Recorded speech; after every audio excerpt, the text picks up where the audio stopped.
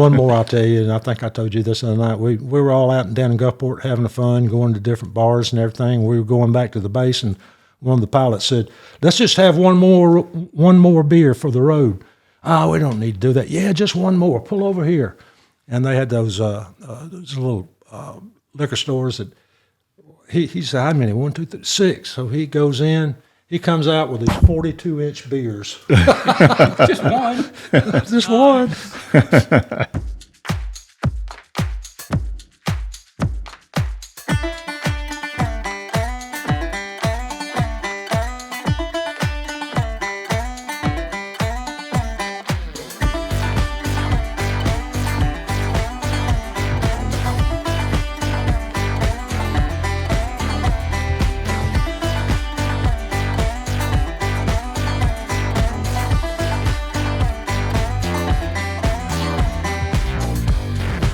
Hello, this is Jimbo from the YouTube channel Jimbo South Dakota, and this is the Hog House Chronicles podcast. And I am down in Montgomery, Alabama right now. She's plenty hot. We set this up outside at first, but had a little lawnmower action going on, so we swung it in here quick. So if I'm a little sweaty, that's why. And I'm sitting next to Randy Mann, retired Senior Master Sergeant, and Tom Dwayne Calhoun, retired Chief, both from the Guard unit here. We're just going to start off, Randy, if you want to just say as much as you would like to say about where you grew up, your family, and how you got interested in the military.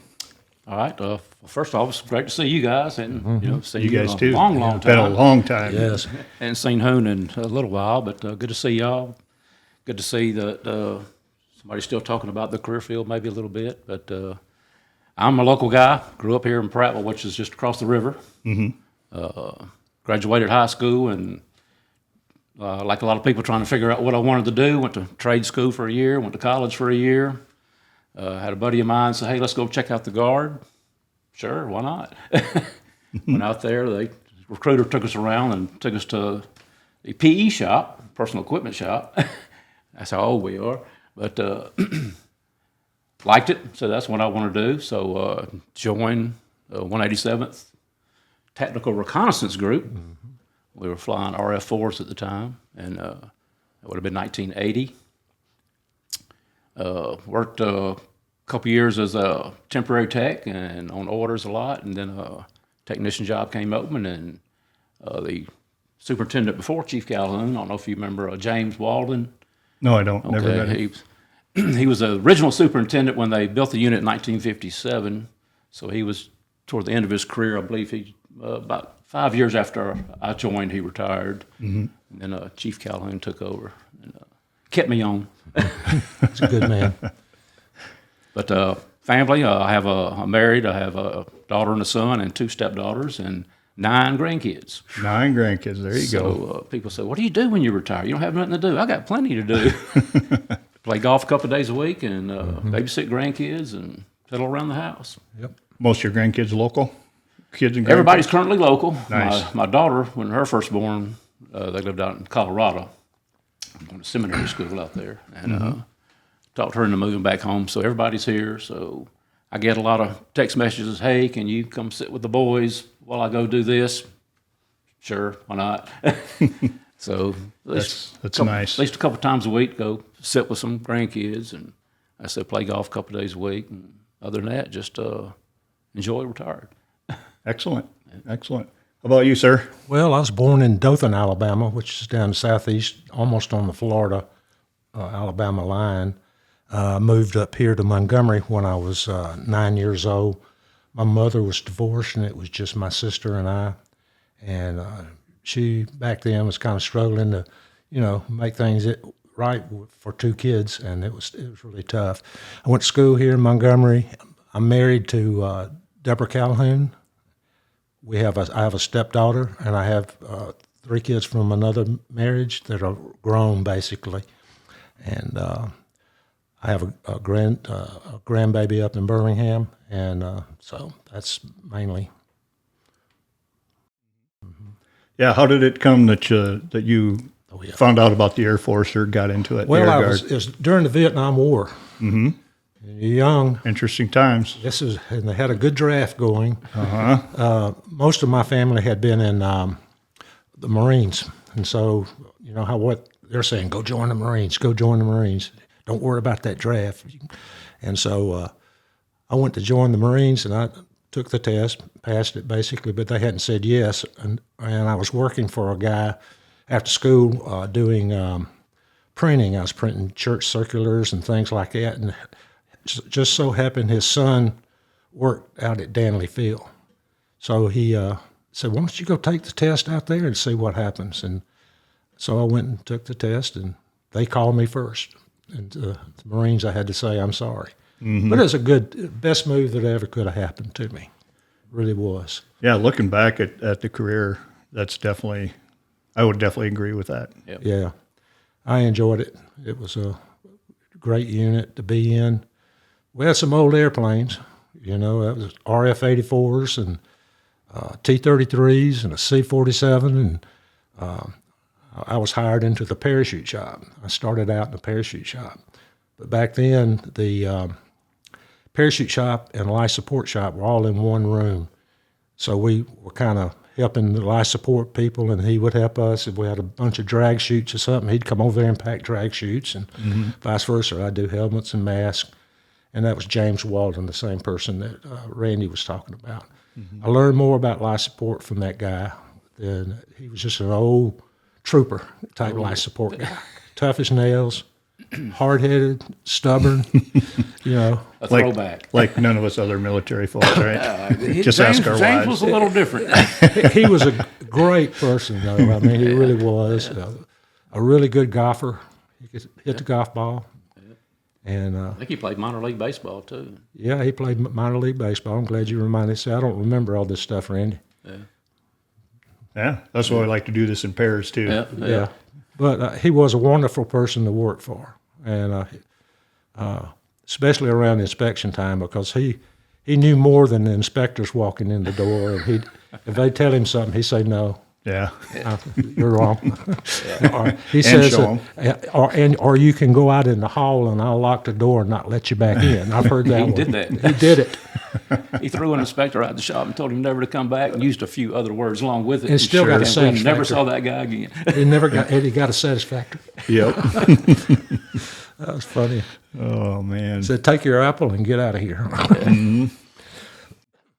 So you guys were in the shop together for almost all of your career then? Yeah, I said, I'm 64, and I've known Hoon 40 of those years. Like I said, he was originally in the shoot shop. I was in PE shop. But we worked, together. And then, like I said, when he took Senior Master Sergeant Walden's position as superintendent, then I probably worked for him for at least 20, 25 years. Longer than that, probably, Randy. Yeah, so Get right down to it. I can't remember the exact date I took over, but it was a long time. it was a long time. For a long time it was just three of us. I'm sure you remember Burhead, Oh yeah. Chief Bracken. It was just the three of us forever. Yeah. Working all those F4s, and then we got the F-16s, and Technician wise, Right. There's And only they- three of us. they wouldn't give you any help. And now out there, they're tripping over each other. They got so many people. Yeah, things are changing. F-35s is a lot more contractor based. Yes. Yep. Kind of deal. So, yeah, so I'll be going out to the base tomorrow, and the next day I'll learn a little bit more about that. So, and you both did the survival schools. Did you do all three? I didn't do all three. I just did two. Okay, because neither of us went to Arctic. I or none of us. applied for it, and with my life support officer, and doggone it, they picked him. It was the time that it was 54 below zero up there. Yeah. When we did combat survival in Fairchild, he was the class behind me. So when I was coming out of the woods, he was going into the woods type thing. And so we were there at the same time, but just one class ahead of him. But You didn't tell him you lunged at me for well, making you go. I think I went for his throat. And, what'd you send me up here for? Yeah, then wait till you get to the resistance portion of that. Oh, yeah, that was an experience. But enjoyed, and you're looking back on it. It was really Great training. Yeah, great training. one of the best schools I ever went to in the Air Force. I enjoyed it. I didn't like certain parts at the end, Sure. but that's to be expected. And they do everything they can to make you not like that part of the training.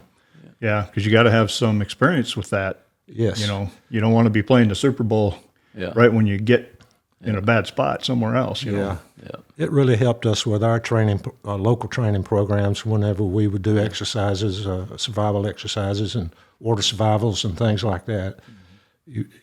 I can't believe.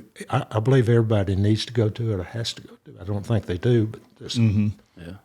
Yeah, they've changed the regs throughout, you know, especially because now they've gotten some SEER people into the career field, Into the guard. into the guard. Okay. Yeah, Well, finally, yeah. good. Good. thank goodness, it's about time. Some limited numbers. They didn't have real good marching orders. I don't know if they do at this point yet or not, but we are not the certified instructors any longer. We can certify to assist. Yeah, You know, so Well, 'cause I've our- still got my paperwork that says I am. I do too somewhere. that right next to that requal that's 12 years old, somewhere in there. Yeah, I did enjoy that part, but I didn't enjoy having that as an additional duty. You know, a whole nother career field. Yeah. But it was enjoyable work. I didn't mind yeah, that. The yeah, continuation training. Yeah. It was fun planning those. Yeah. Out When at the we state did do park. it, we went all out on it. Yeah, we did. We didn't do it halfway. We at one time we were spinning up for the war, and we actually brought some surviving. What was it? Unit out of getting that survivals helicopter unit. When we Yeah, did- yeah. yeah. Yeah. I That think was they a were long out of time ago. Moody. That's where they were from. Moody. Okay, yeah. And one time we went out on a Coast Guard cutter, Yeah, did water survival out in the middle of Gulf the of ocean. Mexico off a Coast Guard cutter, and it was pretty cool. And one of the last times we did it, we brought some Army guys in from Fort Benning to do hand-to-hand combat training. That was a Nice. blast. Burhead got a little too involved in that one. Good old Burhead. He thought he could hang with those guys, and found out real quick that was not the case. Yeah. Old Burhead. A lot of people love bless his that heart. guy. He's a good one. Bless his heart. Hmm. he was my brother for 25 years. So. Absolutely. Knew a lot of people. Oh yeah. Yep. Yeah, and I remember when we created this class called the AFET class. It's very similar to what you did when you brought people together when you became the CAF team chief, CAF director. We did one called the Aircrew Flight Equipment Compliance class at my place. And he was there at the first one, but we were out at my rec room, the Hog House, and before we ate, he made sure everybody got together and said the prayer before we partook in food, and then much more after that. Oh, yeah. Yeah. Burhead was going to have a good time. Oh, yeah. it was. Yeah. Yeah. So let's see. Well, you guys did probably quite a few deployments together. I'm sure there's some where you went and you didn't. Yeah. And split Yeah, we those. tried to split them and give everybody an opportunity to go. You know, like I did a Vegas deployment, and then they went to Alaska, so I didn't get on the Alaska. I don't know whether you did. I didn't go to Alaska. There was, of the three of us, one of us was always, of course, you got a bunch of drill status guys, so one of us had to go. And so there at least one of us, sometimes two, sometimes three, but Yeah. depending on how long the deployment was. And, Right. like in Incirlik, I think him and Burhead went first, and then I kind of come in halfway through. I don't know if you came home or Burhead came home. I can't remember. I think I came home and Burhead stayed, but I did 2 or 3 of those deployments. I'm not quite sure. I'm trying to remember how many I did. It was a great deployment. I enjoyed it a lot. Oh, yeah. My wife really enjoyed it too, for all these rugs that got laying around the house. Yeah. Yeah, notice there's quite a few. And I'm sure y'all did basically the same deployments we did. Yeah, we did quite a few of them. Yeah, so. Yeah, I was in a couple of them to Incirlik, Turkey, 3 to Iraq, Saudi Arabia, Southern Watch. Yeah. Of course, Turkey was Northern Watch. Singapore, England with the active duty. I was only active duty for 2.5 years. Okay.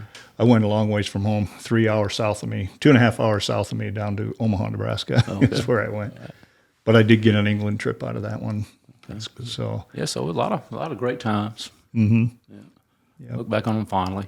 Well, we worked hard and played hard. We just had a good time, made fun out of everything. When you work those 12, 13-hour days some days, and you got to have some activities after work. So we always made sure we had activities. You did most of the work preparing to go. Yeah. So once you got everything prepared to go and you went, the rest of it was just like a home station, just doing the same job. So yeah, we did hear that a lot, that the prep was definitely harder. yes, And more stressful because, the career field, I mean, like most of them, but, it's a no-fail. You got to have some talk about a plan A and a B. Well, we had a plan C and a D on top of that. Yeah. Just because you could not let yourself be called on the carpet with something failing. Oh yeah, especially if you're the ops group UDM. Yeah. And you got to watch out for everybody. Yep. And once you're there, you don't want to be called on the carpet there either, because that's where the rubber meets the road. If something goes and you're not able to launch a pilot, or God forbid they try to use something and didn't work, Right. radios weren't programmed right. Right. And you guys didn't have any, you didn't work with the C-cell radio, did you? Yeah. Yeah. A little bit. You did with the C-cell? Yeah. A little bit Yeah. toward the end. Yeah. And the PRC, 111. the 112, 112. PRC Yeah. 112. Yeah. Yeah. It's been 10 years. That one was I felt easier than that C-cell. I was having trouble grasping the C-cell and electronics that go with it. But We actually put pilots in the woods on our spin up for the war, and hid them out in around Selma somewhere. What was the name of that little dam? But anyway, the golf course up there at this little state park, they let us have full range of the. Yeah. So we would put the people in there, and the pilots got their training communicating with who was above, and all those kind of things. It was as realistic training as you could possibly get. yeah, hitting the button that they would actually hit on the radio. So they're talking to Yeah. somewhere off. And they'd come in, pick them up, and fly them back to Montgomery. We drove them all up there in the pickup truck. But when they got rescued, they'd fly them back to Montgomery. So we did that training for about a month and a half, 2 months, until we got everybody through it, because we could only do like 2 or 3 a day. And that's the way to do it, Yeah. not bigger groups. Yeah, sure. we did it 2 or 3 a day, and it took us an hour and something to get there, and then an hour and something to get back. So there's no reason to make the pilots ride all day with us. But that was good training. That was some of the best training I think we ever provided, and it meant a lot to them when they got. They were confident they could use the equipment and know how to do what they had to do when they got into the war. So. Did you guys notice when you deployed, before you go, you have the kind of training we're talking about and the equipment training we're talking about. Did you guys have pilots approach you once you're there, like one at a time, and you go out back and you teach them a little bit more to refresh? Exactly. The ones that couldn't be there for airline job when we did the original training, Yeah. you'd have people that show up individually or small Or they were groups. there and they didn't want to ask certain questions. And Yeah, But the thing I liked is just the fact that they would approach us and quietly and discreetly and just teach them a little bit more Yeah. when you're right there in theater. Yeah. That felt pretty good. Yes, it did. They respected us. I feel. Oh yeah, they'll still come up to you and thank you and and appreciate what we did. So Right. When things are real, those guys really pay attention. Oh yeah. At other times, it's like Now back in the it was F4 Hoon's- days, Well, my Hoon's children, that's what I called them. I had to keep them in line the best I could. Most of them were really great guys, and I still got good friendships with a lot of them from many, many years. Yeah. So, Yeah, I'm good friends with one that we go on this horseback trip out to the Black Hills in Rapid City every year. This year will be, I think, like our 28th year straight. That's cool. Doing that. But yeah, just a great guy. Shout out to you, Jammer. He's the real leader of that outfit. you still got that saddle that has those 6-pack Miller Lights on it. Oh yeah, yeah. It's probably 12ers now. I rode horses with him up there one time, and he had 6-pack of Miller Lite bottles. oh yeah. Yeah. Well, and there was this one fairly steep hill that's actually closed now, and this was in Newton Hill State Park. He had ridden horse before, and he was on the mare, and then I had 2 full-blooded sons out of her. The oldest one was maybe 5 or 6 at the time. You were thinking. So I was gonna, I knew he could ride, so I was like, okay, we're gonna go running up this deal, and I go running up, and I what you call give the horse his head. You loosen the reins, just let him go, or there's this curve there. You think that horse took the curve? Nope. Run me straight into this tree. Didn't take me off, but I'm just sitting amongst all these leaves and stuff. Hoon goes running past me. I thought you said you knew how to ride horse. Yeah, so good memories. Good memories. Awesome. he was up there doing EET, exercise evaluation team on our unit. And Yeah. I told him the worst part about that whole deal was our unit put these guys in just a crappy hotel. It was close to us, but crappy. And I tried to get him to a better hotel, but it didn't work. But learned a lot from that man over there. Yeah. Yeah. You were involved with the setting up for an ORE, operational readiness exercise, and then an inspection, Bear Base. Yeah. I think you were, as far as I know, you guys were the first. Well, we guardian. figured every time we did an ORE, we always did inside a building. Well, heck, I'm not going to find a building probably where we're going. And so we decided to design this, put a tent and get all of our mobility package. We had, I found two big generators up at Supply somebody had turned in. They were brand new in the box. Mm-hmm. So we had generators. Yeah. We had all our power and water.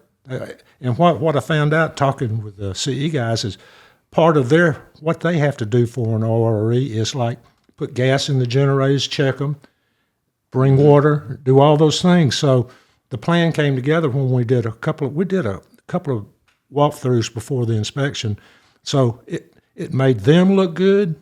And the inspector, when he got and saw how we were set up, it blew his mind away. Yeah. Mm-hmm. We were totally self-sustained. We didn't have to worry about it. And we were away from all the major activities, which took people's eyes off of us. There was some psychology going on there. There you go. But we did great. I think we got an outstanding. Oh, yeah. We ran 24-hour ops. 24. I had people there 24 hours, even though they wasn't flying, but I had to have people there to maintain our operation. And it went good. I mean, I was really proud of the effort Burhead and Randy and some of my other leadership from the drill status side, how much time and effort they put into making that look as good as it did. Oh, yeah. Mm-hmm. Yeah, we could have just stayed out there. We didn't have to go back in the shop. No, we didn't. Yeah, the thing for me is if you guys are doing those exercises or inspections during the summer, holy, your heat down here kills an old fat northerner like me. Oh, it kills us. Oh my gosh. Yeah, we were younger then. Yeah. Yeah. I always told units that I went out and I explained how we did that particular ORI, and the more you can do to make it realistic, the better for you. Because you're not going to get handed, like when we went to the last little conflict over there, it was just a flat piece of desert. That was all there. Mm-hmm. So that's Base X, by the way. Yeah. Well, it's been on CNN. Yeah. But they don't know which one. Yeah. But anyway, that was a good experience, and made me proud that they worked so hard to make it happen. Mm-hmm. There's a lot of finesse in one of those two, so you got to steer them away from. If you know something, steer them over here or something. Mm-hmm. Yeah, but I'll tell you what, the traditionals, the part-time guardsmen, whatever you want to call them, there's some talent there. Oh yeah, and there's so many of them that just really care about the unit, the mission. Some of them are, they're from all walks of life: EMTs, medical people, college students, fire department. We had a lot of those guys, and you can ask Randy how particular I was about who was coming in my shop. Mm-hmm. Yeah.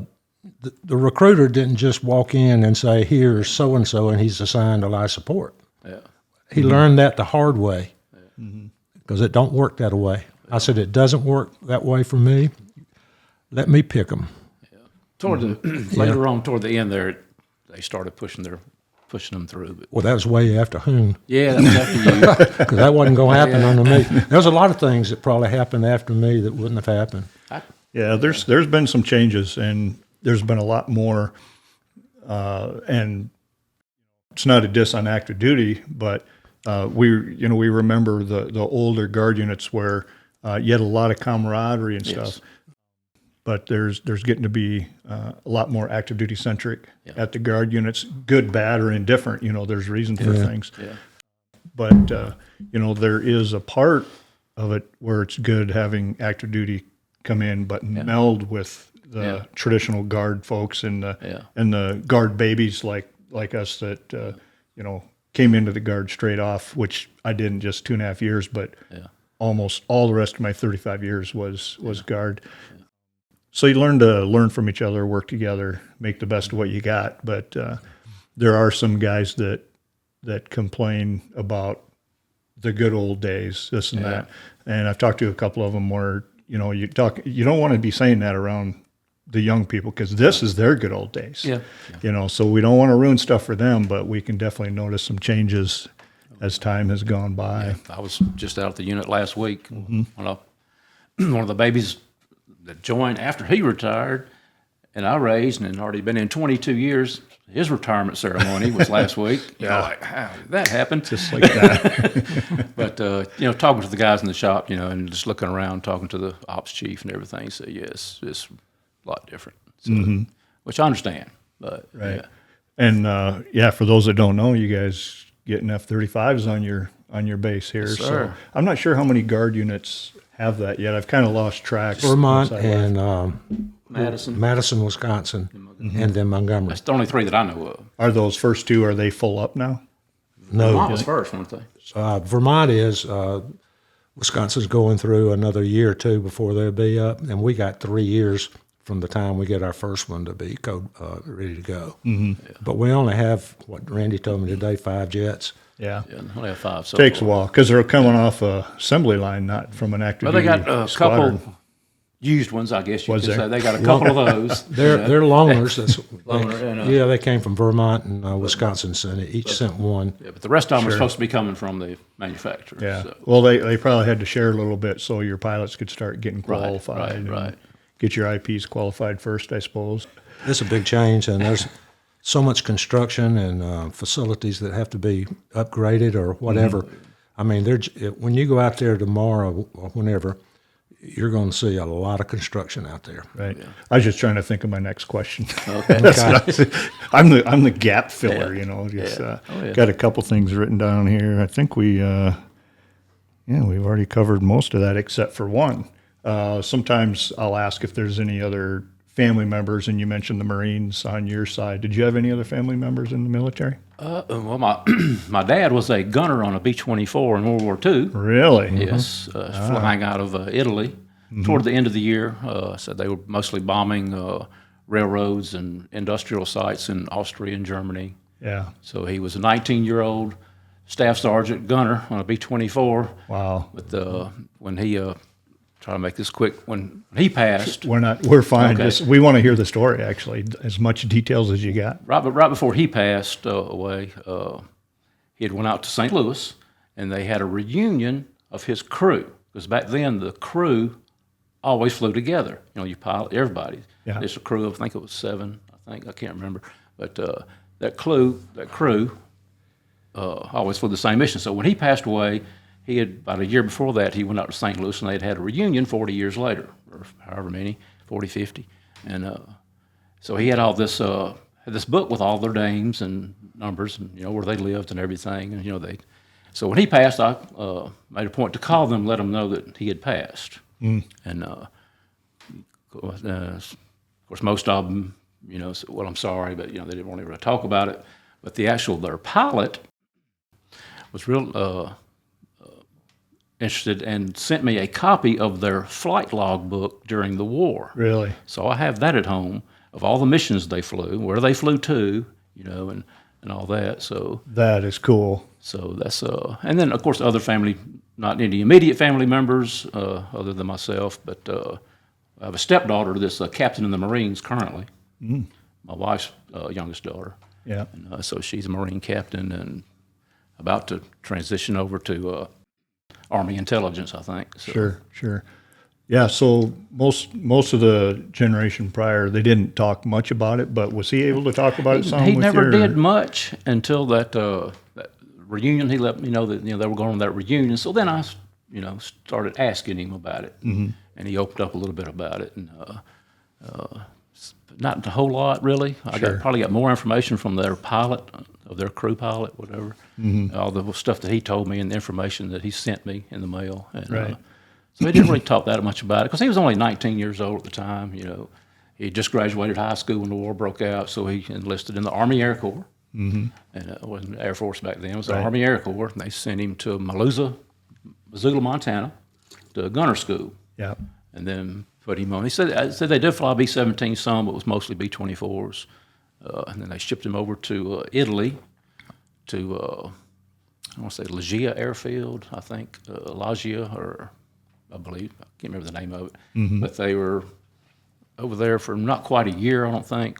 But and they were just living in tents, and they would get up and have a flight briefing every morning. All right, here's where we're going. Here's where we're going to drop. And there'd be a whole bunch of them, and they'd all take off. And said he didn't really see that much combat in the air, a little bit, not much. Which is that was toward good. the end of the war. That's the way you want it. Yeah, so they would just go fly over Austria and Germany and drop their bombs and turn around and come back to Italy and land. So Right. did that every day. And he was 19 years old and was just in for the war. I think 2 years, I think. Yeah. So Yeah. Some don't talk because, it's too bad a memory. Some there's more gore to it, which you definitely don't want to be reliving. And some it's just the generation of, yeah, I'm a man and I just, the I war did broke what I out. did. Let's go. Don't talk about it. I know what I did. Nobody else needs to know, kind of thing. And it just depends on the person, on that for sure.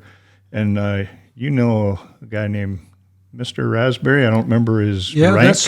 That's my mother's uncle. Excuse me, I got Sure. tongue tied there. He was a Vietnam War fighter pilot. He started out flying F-4Cs, and then he got into one of the first fighter weapons school classes at Nellis. And back then, during that early part of the war, the MiG-21s and MiG-17s were shooting down a lot of airplanes, mainly 105s, things like that. So he went to fighter weapons school, and they developed some tactics, and they'd send him back to Vietnam. He wasn't there for 100 missions or anything like that, but he would go there and teach these tactics to the fighter pilots flying F-4s. And I think eventually they started flying F-4Ds over there. And Robin Owes and Chappie James he was flying with those guys. Really? Yeah. That's cool. I do not remember the exercise it was called that they did where they simulated 105s going into and the MiGs would come up and then they start dogfighting. He shot down a MiG-17. The first jet he shot down was MiG-17, and then he got a MiG-21. He says he shot down another one, but they wouldn't give it credit to it. But he says, "I know I got him," But it was 4 tours in Vietnam doing that and teaching these tactics that saved a lot of people's lives. The 104 was just it was long and fast. I mean, that thing can move, but it couldn't turn and burn with those MiGs.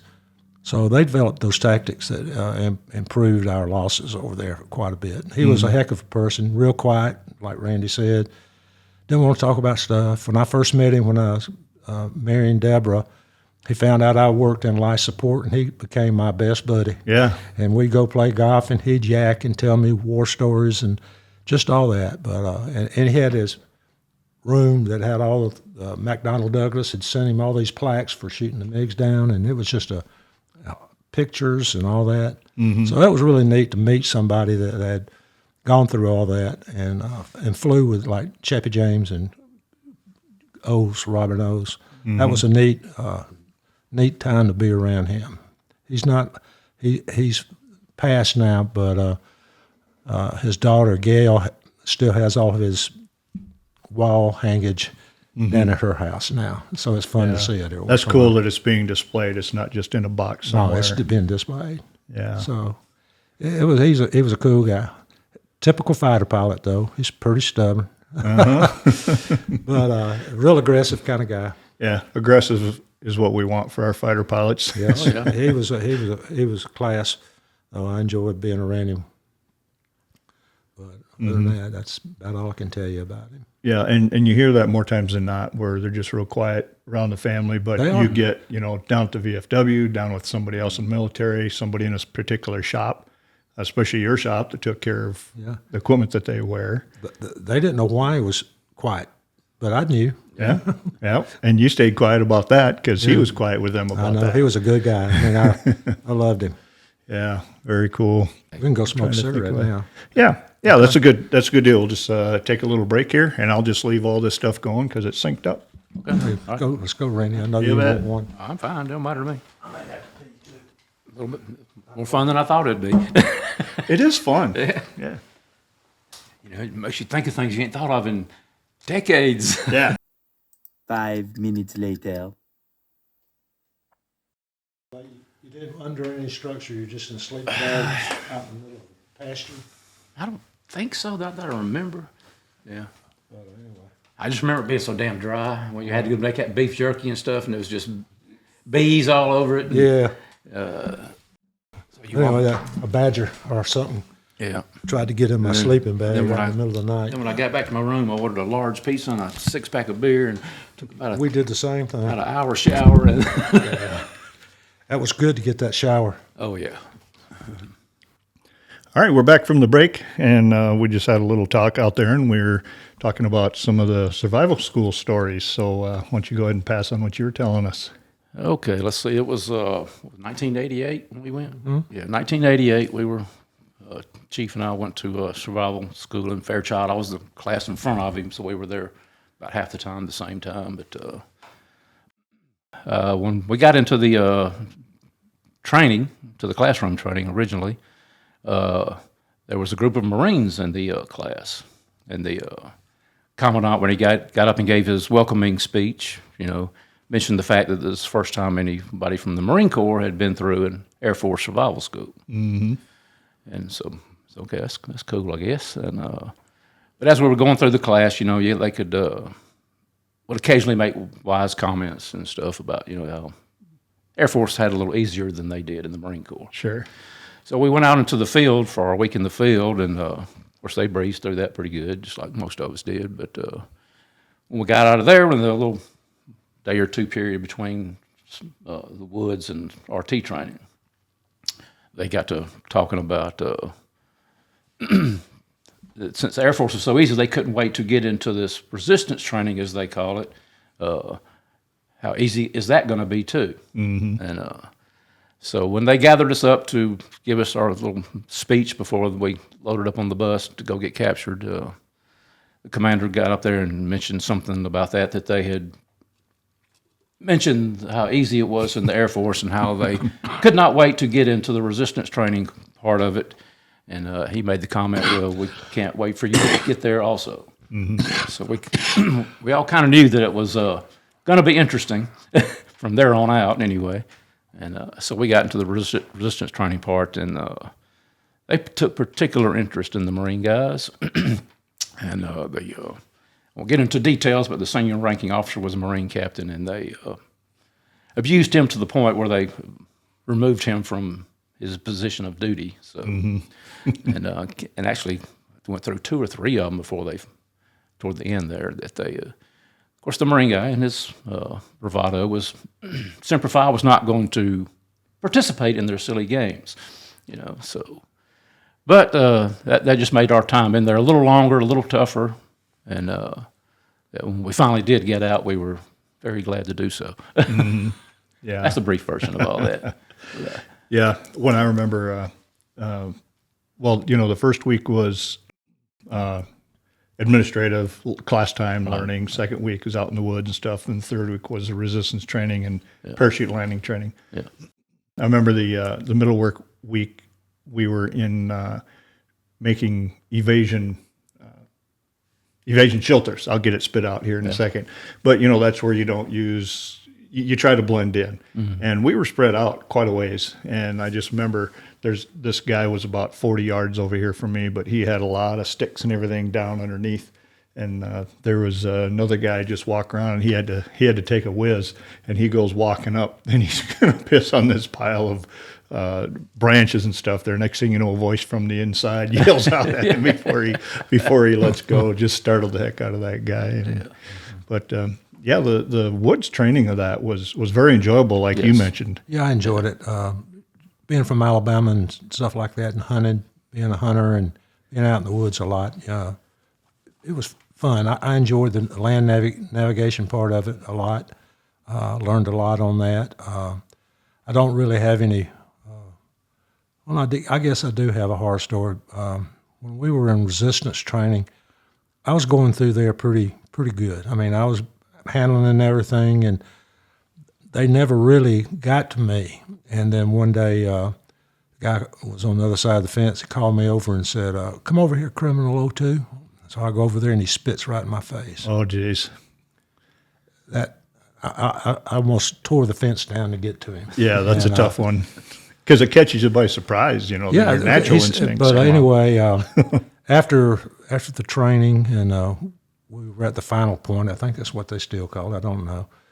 In the bar, and I saw him, and I went over to him, and I was about like what Lou was fixing to pound this guy. Yeah. And he told me, he says, "Hey, Sarge," he says, "we knew we didn't get to you, and we had to do something to get to you." And I said, "Well, you damn sure did." You know. Yeah. So, but anyway, we shook hands and drank a beer. Yeah.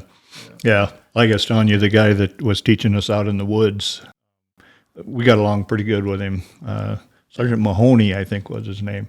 But then we did, of course, the resistance training the week later. And then the night before we were leaving, we were able to go out. So a few of us went out with the survival instructor guy. But when we went into this one bar, we saw the resistance training instructors there.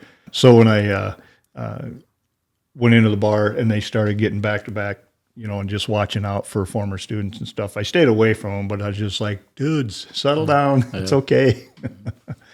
Yeah, I was really impressed with the in the field in the woods for the week by those instructors. You know, they were extremely impressive, the knowledge they had. Yeah. Yeah, and we talked about when we got with the partisans trying to get out through the Underground Railroad, you know, we had our canteen cup. Come time to feed us, and we're never supposed to look them in the eye, though, even though you're trying to help you, because they don't want to be able to be identified. But they just put this little bit of rice in there and just a little bit of corned beef that they said was their cat or their dog that they We killed. had to kill feed. our best dog for this. Thank you. I think we had rice and raisins. Yeah. But, you know, I'm looking at it and I'm like, come on, guys, put more in there. But neither one of us, we couldn't eat what they gave us. You know, our stomachs had shrunk that much. Yeah. We actually just gave it away to other people that could eat it. Yeah. You know. Yeah, you didn't waste it. I know I lost at least 10 pounds out there. Oh, yeah. Yeah.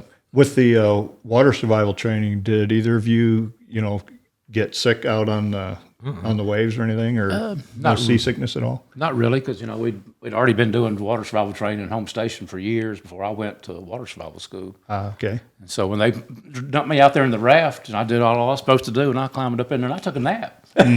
So I was just floating around out there taking a nap, and I wake up and I make sure I could still see another raft somewhere. Okay, they didn't leave me out here. Well, our water survival training plan was just like the regular water survival. Wasn't much difference other than probably a little more expertise on the Air Force side. Mm-hmm. We were used to it, and like I say, we always tried to make our training as realistic as we could get. I think one year we had to do it in a swimming pool, and that was terrible. Yeah. I was at Homestead before the hurricane, and, you know, we're in Biscayne Bay, and of course they had that nuclear power plant over there. That's why they said the water was so warm, you know, those little glowing jellyfish. But it was like 8-9 foot swells, and we had the 20-mans. I don't know if this was after the individual, the one-man raft or not, but they had two 20-mans strapped together, and it was so windy and things that our instructor was actually sitting where they were tied together.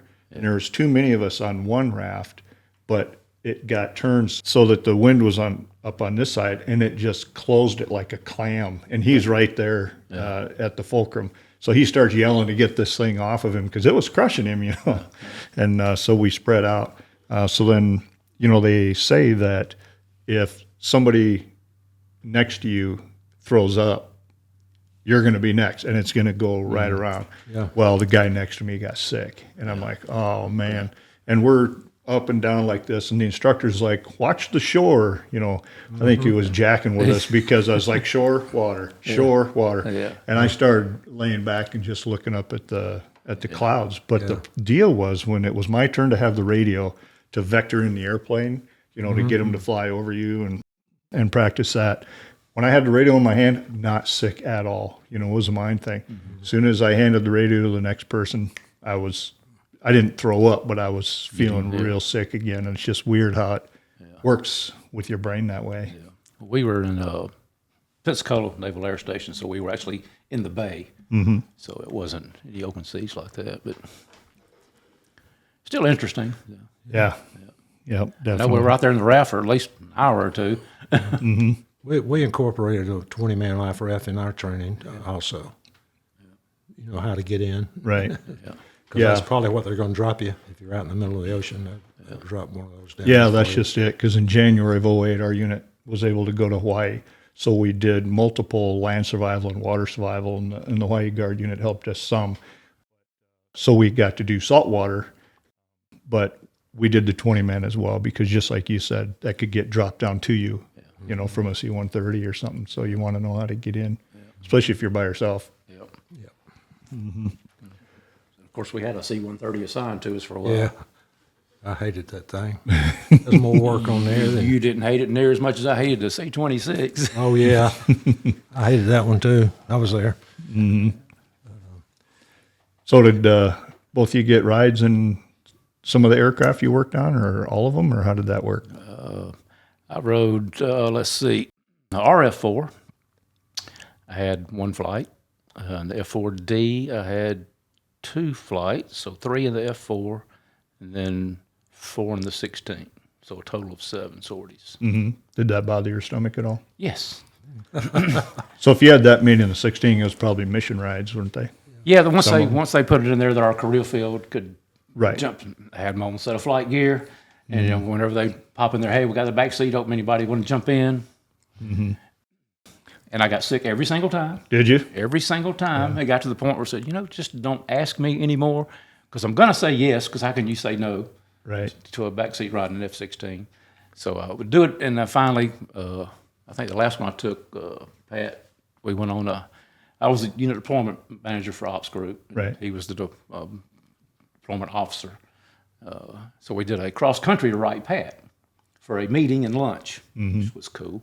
And, so we took off from Danley in an F-16, flew up to Wright Pat and landed, and went to this briefing or meeting and went and had lunch and then climbed back in the jet and flew back home all on the same day. And that was pretty awesome. Yeah. Did you do NVGs?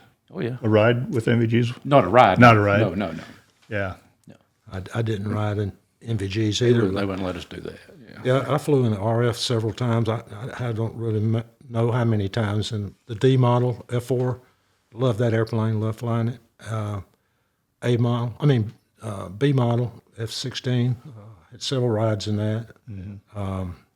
Several rides in the C model. Went on a couple cross countries with in the F-16. That was fun. And you know, it was a good incentive that for me to get everybody through altitude chamber and get their card and everything, and offer them some of the drill status every once in a while, an opportunity to go up and fly. Everybody, I knew Randy. It made him a little sick every time, but God bless him, he wanted to go, and that's a good thing, you know. You can't say no. Right. You want to ride in a fighter jet? Yeah. I actually I flew on an active mission, DACT, with F-15s out of Eglin, and that was fun. You know, we killed them so quick, you know. So And you didn't have any stomach issues, you said, I think. I've never seasickness, motion sickness. I don't have any of that, and I don't know. I can't explain it, but I do remember the first time I got a 9G turn. I got my attention. Yeah. And especially when we were fighting the Eagles, there was a lot of high G maneuvers on that, but it never bothered me. And I could keep my eyes back and see what's behind us. And so, And we got to go to the range. yeah. You know, that was cool. You know, fly to the range and drop and shoot the gun. And that was pretty awesome. Well, the first time they shot the gun with me in the backseat, I almost ejected. I mean, that's scary because the gun's right here. Right. It'll get your attention. Right on your left side. I wasn't expecting that. That was down at Shelby, Yeah. down in Mississippi. Yeah. I had 3 rides. One was cross country down to Savannah. But the very first one, we were helping the F-15 weapons school down in Vegas. Well, you're only 5 minutes from the range. I didn't know this at the time, but you're only 5 minutes from the range. But that allowed us to do 3 turns in a day. And I just, as the first day of flying there, I hadn't paid attention. And they were like, "Hey, you want to go on this first flight?" And I was like, "Yeah." So I was in the brief, all that stuff, had flight suit, had equipment fit, trained, and it broke. So they canceled, say, no, we're broke. Well, my brain, I was like, yep, guess it's broke for the day. But we had some pretty awesome maintenance people like you guys do. And I'm sitting there, and I just got done in my regular uniform, just got done eating a microwave breakfast sandwich and a Mountain Dew. Ooh. And they come walking in there. They're like, "Hey, Bradshaw, where were you at the brief? Yeah. Let's go." And I'm like, okay. Yeah. Oh, my God. Yeah. You talk just normal sickness and throw that on top of it. Even just after we landed, just the rumble down the runway was enough to make me go again, But then it was a few days later, and it was a 12V4, because the F-15s were guarding this, and we had 4 F-15s and I think 8 Navy F-18s maybe. Does the Navy fly 18s Yes. also? Yeah. Okay. And so I just said, I'm not going again, but our intel officer, she had gone on that same ride that day, and she said it was absolutely awesome. So the pilots are like, "You got to go with us, man. You got to go." And I'm like, "I'll go to the briefing, but I don't have a flight suit on. I'm not going." Yeah. So I went to the briefing, and then when it was done, they had me up against the wall with all the pilots around me saying, "Nobody gets to go on a 12V4 ride in the back seat. You're going." I was like, "Oh, okay." Yeah. And I'll tell you what, I knew it was going on. It was an amazing mission. Didn't get sick at all. It was absolutely fantastic. So those were my 2 there, and then just the 1 cross country. But I didn't need any more rides after that. Yeah. But it was pretty cool. I think it got to the point where after the pilots, which are our friends, Yeah. once they realized that I would get sick every time, they made it a point that I did. Like I didn't know which way you were going to go there. Like when we did that cross country to Wright Pat. Okay, so we take off, we fly to Wright Pat, just straight and level, land, no problems. Do our thing there, take off, flying back to Montgomery. About over Montgomery Field, Pat, Randy, you don't mind if I shoot a couple of FFOs, do you? Sure, go ahead. Yep.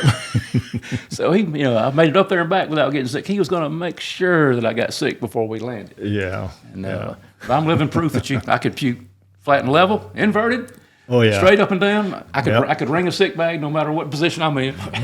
Yep. 7, 8 Gs, whatever. If you were on the ground, you'd be hitting that wall over there. Yeah. Oh yeah, stomach muscle got to work out.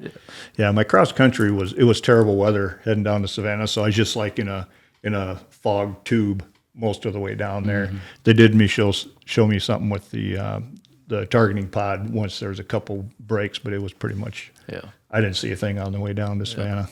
Now my very first one was in the RF. All right, so this is Alabama in July. 95 degrees, about 95% humidity. Oh. Your favorite weather is. I just went to what we call the Stockyard Cafe, which we call Fat City. Went down there and pegged out for lunch. Come back from lunch all full. And they go, "Hey, we got the back seat open. We'll grab your stuff. Let's go." And the RF4, no heat, no air conditioner. Mm-hmm. Okay, low level, treetop. 95 degrees, 95% humidity. As soon as you get in there and it's just sweat's not dripping off of you, it's pouring in a stream. Yeah. You're soaked. You are sweating so much. And that was probably the sickest one I ever got on because they, they took advantage of me on that one. More than a Thanksgiving dinner in your gut. Yeah. Should have been sleeping. Yeah. So that was probably the worst one. Oh, man. Like I said, but after the 7th one, I told them just don't ask anymore. Mm-hmm. Just don't ask. Right. Yeah. And you mentioned being friends with pilots, and we'll expand that into people that you work with. Explain what you experienced with working with people, yet hanging with them outside of work hours, the relationships. What did you guys experience with that? Well, the Guard. We were more like a family. If you went to a active duty base, people aren't there long enough to become a family, usually. Right. And a lot of these pilots that we had, we brought them up. They got in, they were crew chief, or they worked in life support or whatever, and they eventually became aircrew. And so back then we knew all their families, their kids, and all that. We picnicked together, and then they, some wings. They're different people, but they're the same people, and that's why I say we had.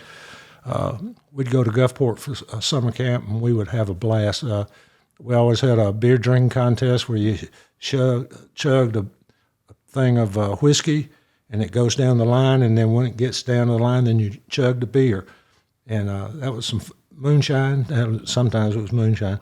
And but the winner between the enlisted and the officers was Mickey Mouse ears. You got those, and then until next time you did it, maybe the pilots would win. And they wanted the ears. Yeah, but it was always something. Playing softball together and things like that. There wasn't. We still yes sir and no sir and all that when we're supposed to, but Right. in the off hours, like at Danley, we go back here into the officers' lounge and drink beer and play cards and those kind of things. It's more like a family. Right. And I got several of my pilot friends that I watched their kids grow up and, those kind of things. Yep. And still in Pilots. contact today, like one of my pilots, I saw his son go from about 6 years old to through college and playing pro baseball. He's the guy who writes all and gets my mortgages for me. So Yeah. Yeah. Pilots, other officers, enlisted people. And I've said this on other podcasts before too, but my wife had talked to me, about hanging with people that you work with. On the civilian side, it isn't always that way. There's some, but I think it's especially in the Guard that I think more so in a fighter squadron too. Yeah. Just had a different mentality of, Yep. They call me by my first name, and just got to that point where, I work for you and I'm going to do everything you need me to do, but, they were friends also. But like I say, we knew when to be yes sir and no sir, and when it was casual. Yep, the proper respects. Yes. The positions that people had. Yeah. I still run into some of the older ones when I went out there last year when the unit had the F-16 flyaway ceremony. And there was a couple of full bird colonels that I remember when they were enlisted guys and, second lieutenants and, and General UPT officers. pilots and General they just officers, come up, yeah. just hug your neck and just, oh man, we just had, had a blast back then, didn't we? And more so, we talked about the difference between the Guard and the Air Force a little bit pre 9/11. It's just everything changed then, but it's a different world back then. Right. And I'm going to make him telling him his story about the time that him and Burhead went to the officers club.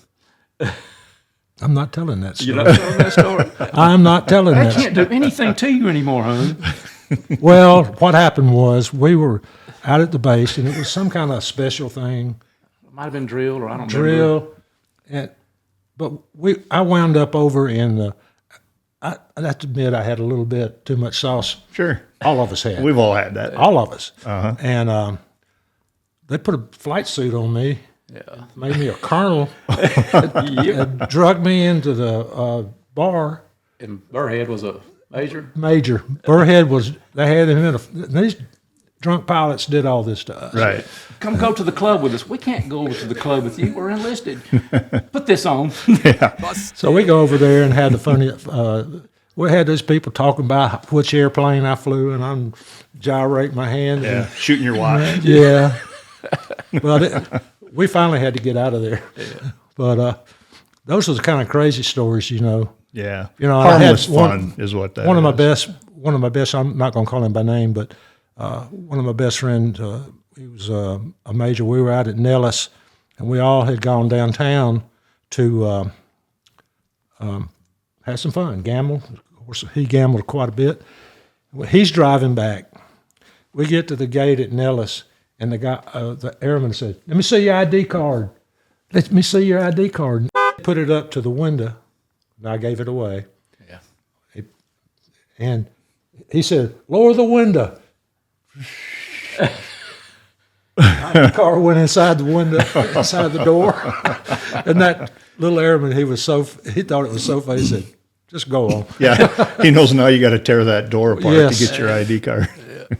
That was a funny story. Just a lot of great stories like that. So, but I didn't go on that one excursion with them, but I can imagine. Burhead told me a little bit about it. Yeah. They were Yeah, hanging out in the bar with other officers, and they were all coming. Hey, what do you do? What do you fly? And and they had. I And think if I they told- ask you many questions, you're busted anyway quickly. So And there's one more I'll tell you, and I think I told you this the other night. We were all out down in Gulfport having fun, going to different bars and everything. We were going back to the base, and one of the pilots said, "Let's just have one more beer for the road." "Oh, we don't need to do that." "Yeah, just one more. Pull over here." And they had those little liquor stores that he said, "How many? 1, 2, 3, 6." So he goes in. He comes out with these 42-inch beers. just one. Just one. Nice. there you go. I hit it at the right time. Yeah.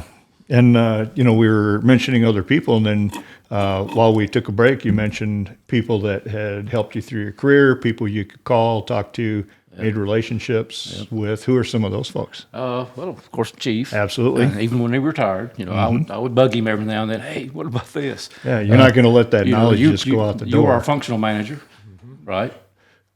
Team chief. Team chief. Weapons system team Okay, chief for the all right. 16s. Okay, so of course, had to make sure that you were happy, and then Jeff at Bureau and Bob but, Osier, he was the Bob functional Osier, manager. yeah. After Hoonan retired and Burhead had ventured off to Hurlburt into the special ops world for a couple of years. Sure. Kind of left me swimming by myself, and staff assistants visits. Bob and Osier and John Quattlebaum and some of those guys. Guy from Ohio, can't remember his name. Jeff Manahan. Yep. Yep. A lot of those guys came in there and saved me from sinking, and appreciate those people. And when we did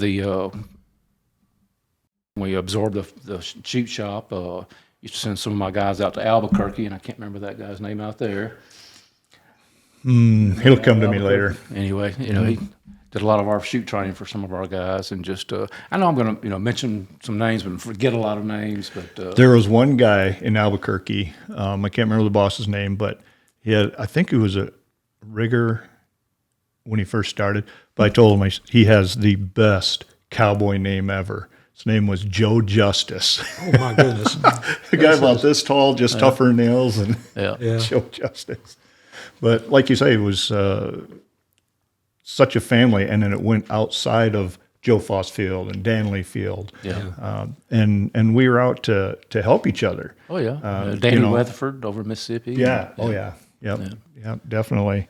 A lot of great people, and that's why I like doing this. To go around, and I'd go around and see people anyway. But being able to do this and capture some of these stories, it makes it even better. And John Quattlebaum, cue ball, he used to work in my shop. Okay. In South Dakota, and then he worked in Wisconsin for a while, and then, but he has family down in South Carolina, so that's where he ended up. Worked out great for him. Yeah. I think he's ops chief now. Okay. We'll have to admit it. Originally, I was intimidated by y'all guys, and you and Jeff and Bob and everybody. But oh my goodness, Yeah, if you only knew. Like I told Jeff the other night, I had lots of files on the computer, 2 big screens, and I'd get a phone call, and while they're talking, they'd say a subject, and I'm like frantically clicking on and pulling up information. And I told most of those guys, I said, yeah, I can sound pretty smart on the phone, but you ask me that on the street corner, I'd be like, I'm not really sure. Let me look that up. But yeah, we weren't trying to have those kinds of I know. feelings. No, y'all were very helpful and But- very friendly about it. It's just the helping. I guess I didn't realize what the job entailed that Tone had done all those years. Mm-hmm. Of the detail and the digging into everything and all the minutia. It just kind of got past me a little bit. you Yeah. know, and those guys, hey, can y'all come down here and help me? And they came down and Yeah, set because me on the right road. I believe weren't you the first CAF director or the CAF team chief? I think Were it you the was, first? Who was the guy before Jerry Stoddard? There was a Brown sometime before him. He might have been a couple guys earlier.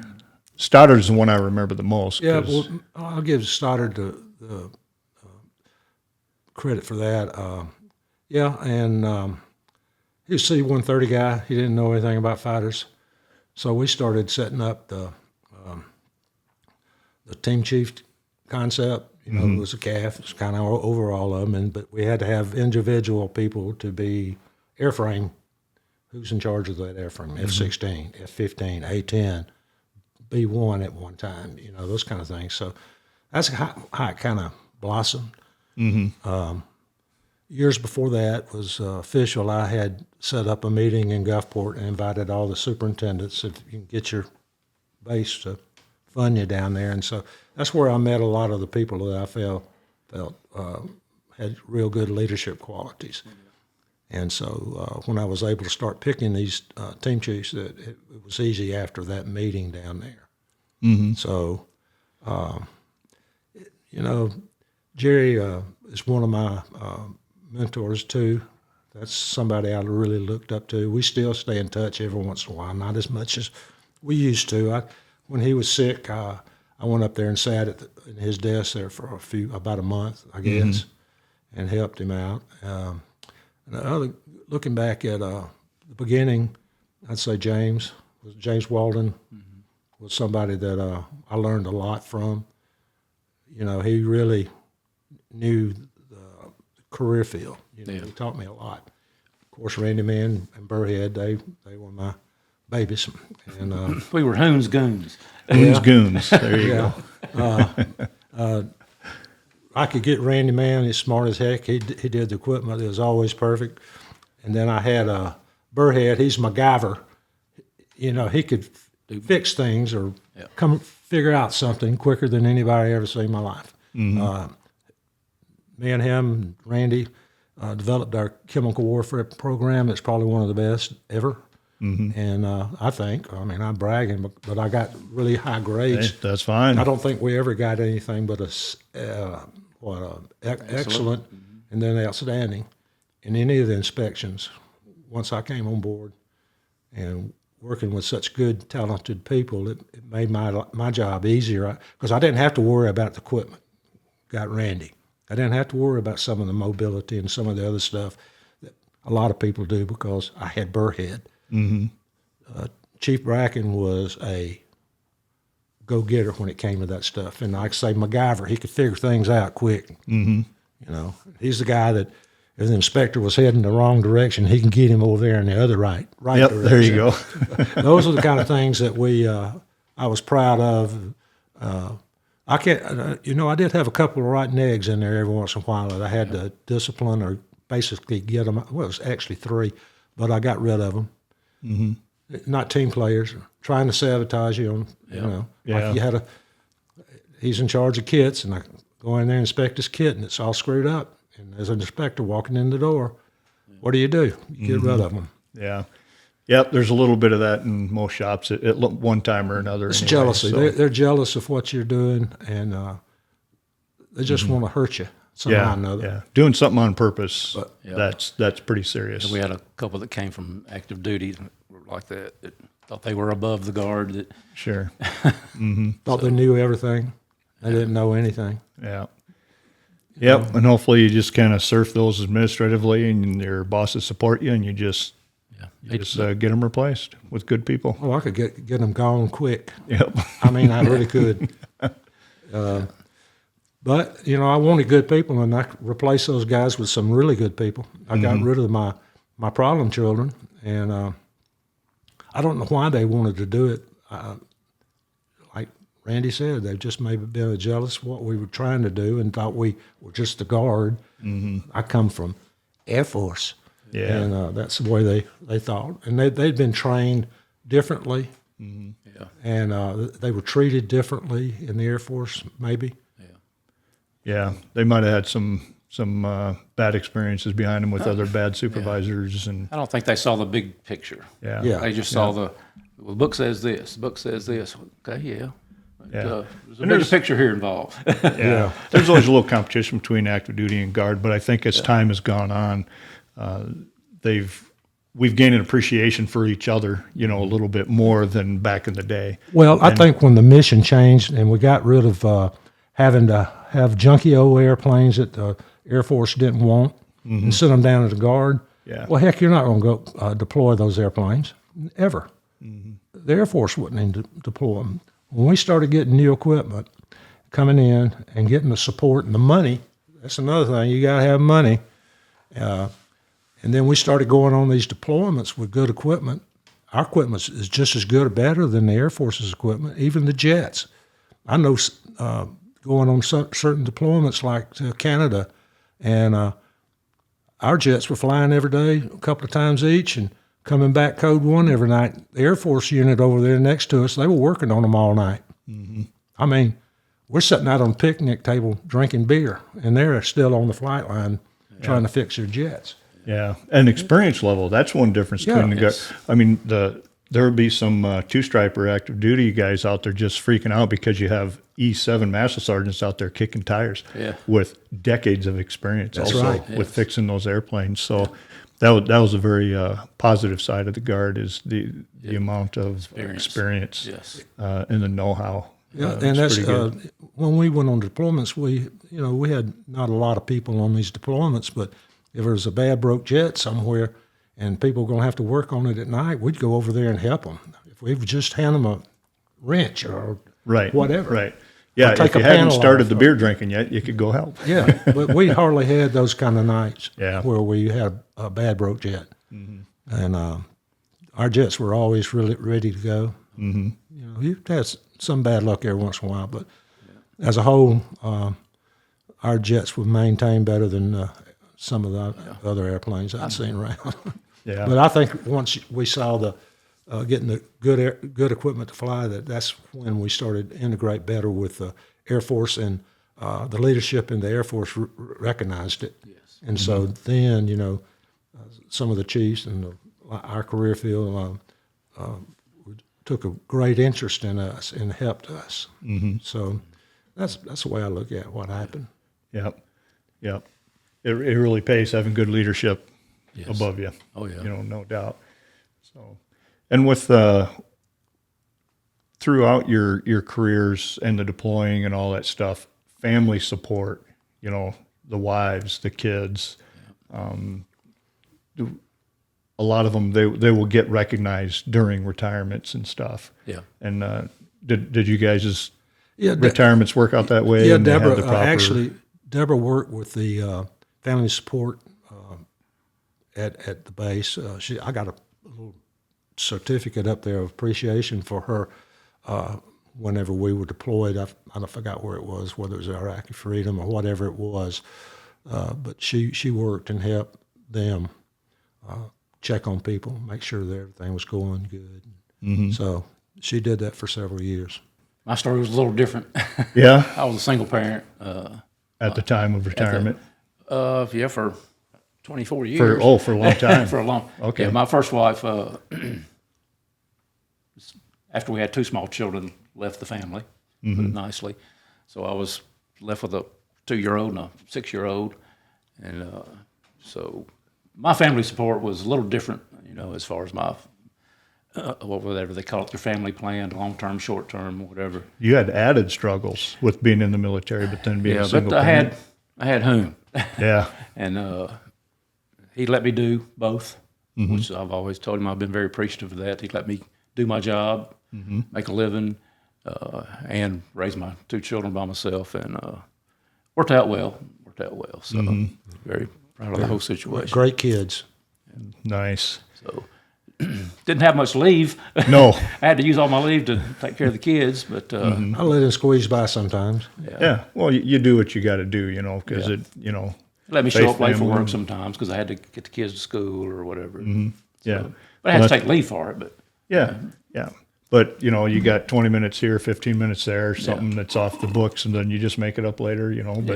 But that's just that's a great way of doing business and having the relationships with people that you work with. So very appreciative of that. That was made a big difference in my life. yeah, you bet. And you said it's been 10 years since you retired. December will be 10, yes. December will be 10, and I retired in 2005, 5. so I add that up. Almost 20. Yeah, no public math. We said we Yeah, agreed on I that. told you that. Almost 20. Right off the Yeah. bat. It's kind of funny. He's 10 years older than I am, and he retired 10 years before I did. that type of thing. Right. So, Yeah, and I was 3.5 years ago, and you know, it was great. I really loved what I did. And all three of us did. Most of the people we worked with, and but it came time to walk out the door. And did either of you guys have like issues with retirement as far as just adjusting or anything like that, or did it go pretty smooth because you were ready and you had Well, hobbies and stuff to do? It went real smooth for me because I already had another job. And I was ready to go when I turned 55. I said, at 55, I'm gone. But I went to work for, I already had the job before I retired. It was just waiting on me to decide when I wanted to come to work. I went to work for the Alabama Trucking Association Workers' Comp Fund as a safety engineer.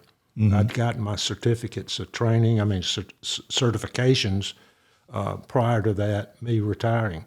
So when I walked in the door, I was already certified to do OSHA and DOT type training for the fund. We'd go around to different trucking companies and do OSHA training or either defensive driving or whatever. So I worked for that for almost 12 years doing that. And I retired from that. I can't even remember when it was. Started my own business and had some customers around Alabama. I did that for 2 years, and then I said, it's time to give it up. So now I'm just living on those green checks. Yeah. You've paid your dues. Yes. You paid your dues. Yeah, when I didn't have, I love going back for the social events, but I'm okay. I was okay with walking away from it. How about you? yeah, same thing. It was, I'd been in 34 years, so it was just fight a little burnout at that point of, especially when you, like I said, take the position and got more to do than you can, you got time for. And spend all your time in meetings and committees and briefings and committee calls and whatever. Yeah. And so I was ready. It's when I reached that 30, 40 year in the military and 30-year point technician. I'd reached all the minimum requirements for retirement. So I was ready to go. And at first, it was the original plan was just I was going to take a year off, just chill. Yeah. So I did that, and man, that year was awesome. So I've never went to work ever again. So the last day I walked out of Danley Field in uniform was the last day I worked. So. Yeah, there's one guy in our building that had quite a few stresses on the way out, leadership position, and he said it actually took him 3 years to be able to walk back into that building and walk by that office, kind of deal. So you're sad that it maybe is that serious, for a while for Guy, but was able to adjust. We just each take our different amounts of time for that, but. My wife was telling me, as social as I am, she says, 90 days you'll be bored off your ass and you're going to have to go to work. And it's been 3.5, and I have not had that urge once at all. I guess we probably a little bit miss it a little bit. Yeah. Miss the people. Yep. Actually, miss the job a little bit, and getting the mission done. And Very satisfying. And very, job. very satisfying. Like somebody just asked me about it a little while back, and I said, "There's nothing more satisfying than preparing for deployment, standing out there on the ramp and watch the whole fleet take off in the middle of the night." Yes. That is the most awesome thing ever. It burns right here. Yes. Yeah. And you're like, where's that cargo jet? I got to get on it. Yeah. So that's I miss a little bit of it. I still enjoyed 90% of it. Right. Yeah, I still About miss a 10% lot of it. Yeah. But it's not the same out there anymore. If Randy Mann was out there in Burrhead and all these people, I'd go back, but they're not there. Yeah. I don't know. You haven't got your stop loss letter yet? I heard that I term did too. from my wing command chief at Retirees Coffee. He's supposed to retire in August. And he said the wing commander twice, just softly, has said the word stop loss through some conversation. It's like, oh my gosh. Yep. I had no idea. I had a message just a few days ago from a former member of the unit, whatever. Hey, did you receive a letter in the mail? Inactive reserve? I said, no. I think it's too late for me, but I think he got one. Yeah, and 2 months ago, I did see a deal where they put out this deal for bonuses. Some of them up to $50,000. Yeah. and it was, I mean, between 10 to 50 grand. It's like, wow, things are happening. So, Yeah. yeah, interesting. But I think the three of us are done with that whole deal. I don't think Oh, we'll yeah. get any Yeah. letters. No, they're not so- going to bother me. No. But like when I do go out to the unit, I get that feeling a little bit, you know, of, God, I miss this, you know, a little bit. Yep. And the good thing is we can go out there and get that feeling a little bit. And then if they start talking a lot more while you're there, say you go out for a Finney flight. Oh, And then you get, Yeah. if you're there in time for them to launch, then you have an hour and a half to wait for them Yeah. to come down with all the festivities. But there's times where I've been sitting with the group during that time. And then as you sit, they start talking work a little bit more, and I'm like, yeah, Yeah. I'm Good to see y'all guys, and I'm out of here. yeah. yeah. So, yeah, you guys got any, we've covered everything that I was going to cover on here. You guys have good. anything That's- else you want to say? Oh, there's, You're coming up on 4 o'clock. You know, in a little while, you know what happens at 4 o'clock. Yeah. yeah. Might have to fill that again. Yeah. I'm with you. Well, you know, I'm with you. between that and you two, you know, you're talking 90 years experience in the career field. It's just a lot of stories that could be told. Oh yeah, yeah. Yeah.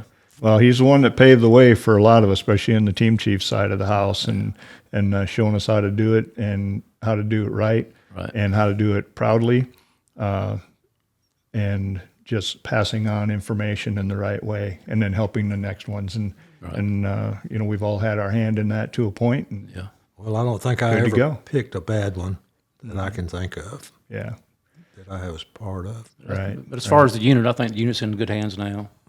As far as the shop and everything, I think everything seems to be going well. Yeah, I'm going to go out there tomorrow. I'm going to learn some more. Going to film like the next day and learn some more about that new system and stuff that I don't know. So Yeah.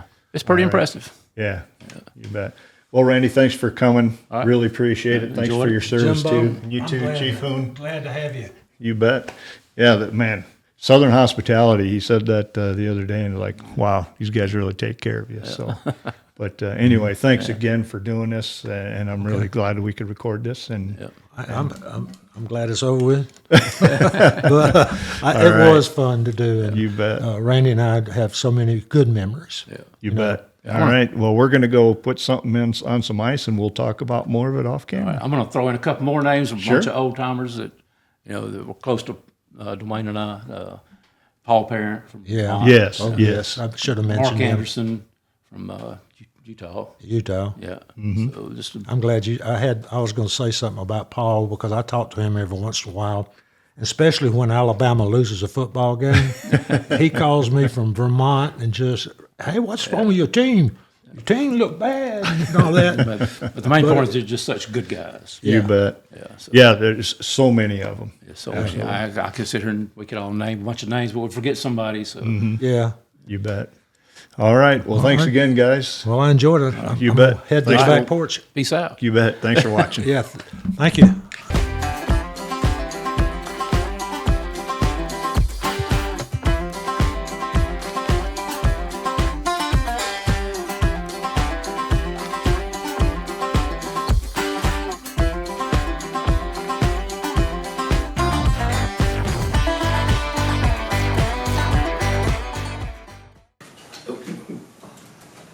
That's good. That was fun. I get stuttering and shit. Oh, you're just fine. Yeah. We didn't get to the bat story. No. Did he tell you that one yet? That's what happens all the time. Like, Oh, well, okay. We go over to